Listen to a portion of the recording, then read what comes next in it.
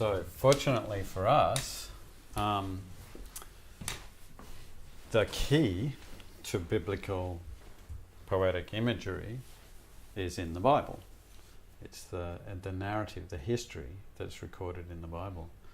So once again, the Bible provides what we need to interpret it, which is one of the foundational principles of biblical interpretation, that you can use Scripture to help interpret Scripture.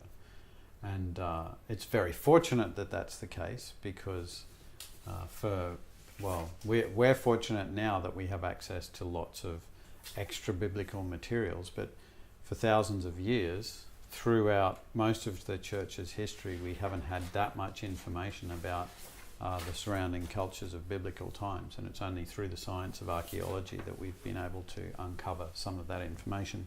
But what's been discovered is that archaeological information hasn't actually turned any of our understanding of the Bible upside down. Maybe a few little details, but no foundational doctrines, because God made sure that the Bible was sufficient, that it had all that it needed for us to interpret it properly. So it's pretty extraordinary. It's an extraordinary book. Now, Psalms, as they said, is the largest collection of poetry in the Bible. So it has its own way of interpreting it. The Bible Project guys introduce a structure which helps us to interpret it, and I'll talk about some other little things, and then we'll do a workshop exercise after this.